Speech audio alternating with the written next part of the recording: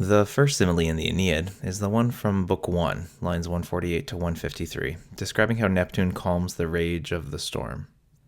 After he calls the winds over to him and scolds them for taking part in Juno's conniving plot to keep the Trojans from Italy, he sets his world in order, calms the waters, and soars over the waves in his chariot.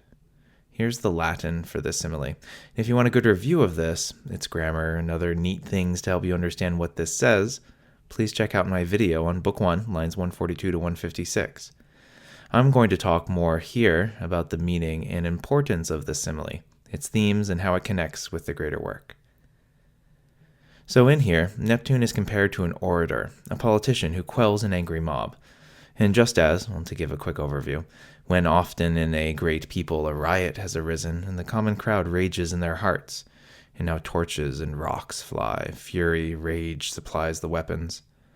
Then if by chance they've caught sight of some man, brave, heavy with piety and merits, they go silent and stand with attentive ears.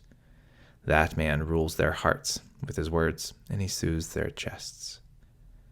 So similes are very powerful in the Aeneid because it both forces the reader to take an active role in understanding the action, so the simile draws the reader in and forces thought, but it also conveys a lot of emotional or even psychological information that we couldn't get in a standard narrative.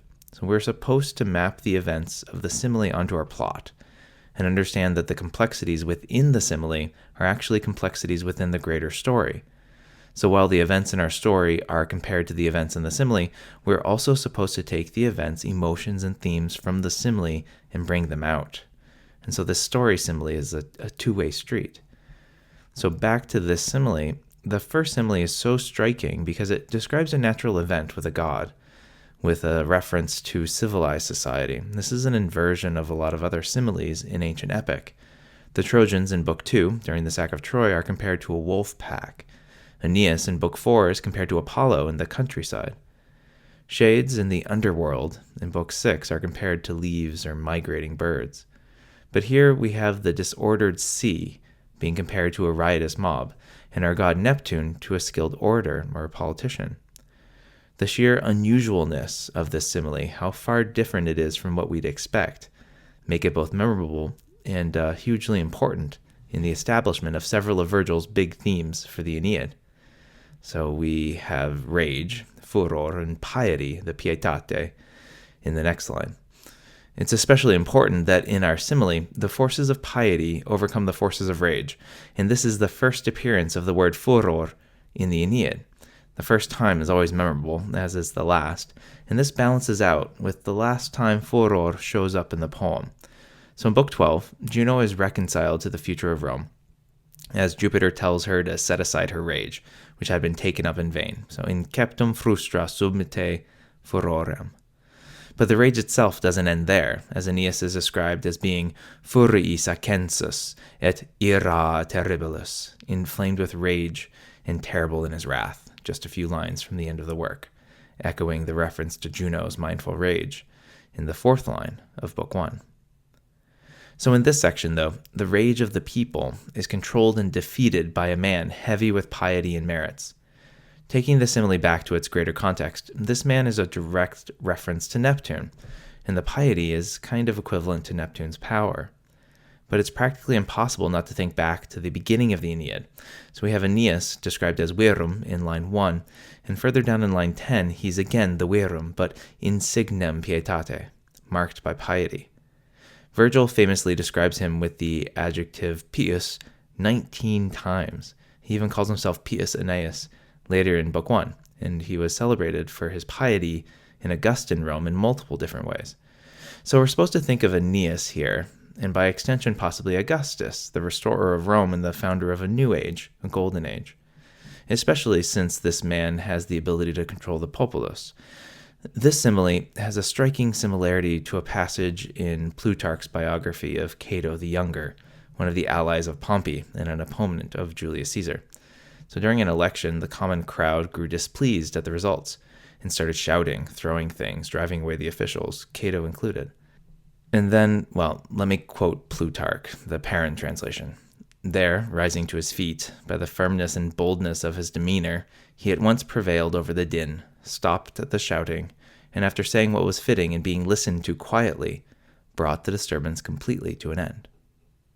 It sounds similar, doesn't it? And this event supposedly happened in 55 BC, just 30 or so years before Virgil wrote the Aeneid, so it should have been fresh in his and others' minds at the time. But then again, Cato was an opponent of Caesar, the adopted father of Augustus, the strong man in Rome, and whose command the Aeneid is meant to justify or establish. So this Cato connection could either be a completely far-fetched and unlikely association, or another example of Virgil's complexity and slight underhanded subversion, Harvard School style. So back to pietas versus furor. If these are our two dominant themes and they oppose and struggle against each other, then it's notable to see that here, piety and order overcome rage and disorder. And since this is the first time we see piety pitted against rage and come out on top, we might expect that this sort of power struggle will always end, or often end, the same way, with piety winning, being the more powerful force and agent of order, while rage is weaker. And notice that our orator is successful, just like Neptune is, in restoring order. And rage is disorder. And who really likes disorder? I mean, especially in the establishment of a new world order with Augustus.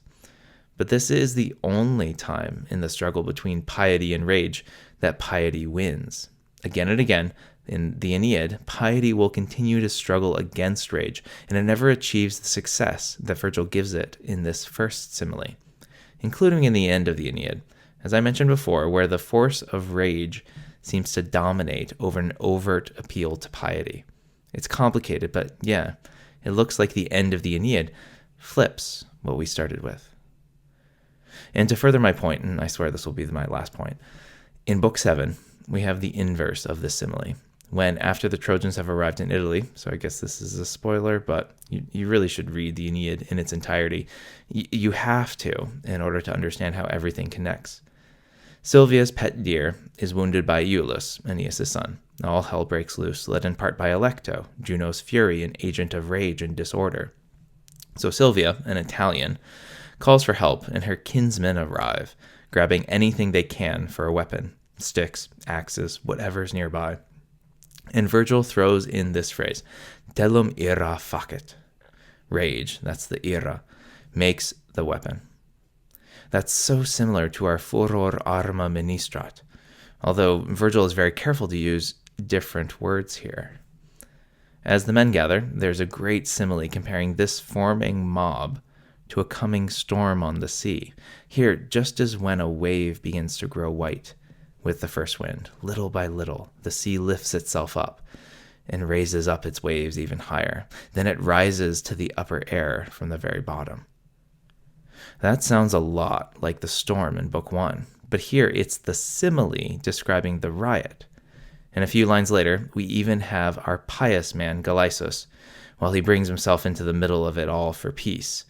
He's referred to as Justissimus Unus, the most righteous and just of them all. He's senior, he's an elder statesman, very rich. But instead of quelling this riot, Galaisus is killed. So Book 7 turns the simile on its head in every single way, and that's bad for what's to come. Rage overpowers piety and leads to a whole lot of misfortune in the second half of the Aeneid. So we have this first simile, nominally describing how Neptune is able to quell the swells of the sea, but it's also hugely important in establishing the struggle between rage, furor, and piety, pietas.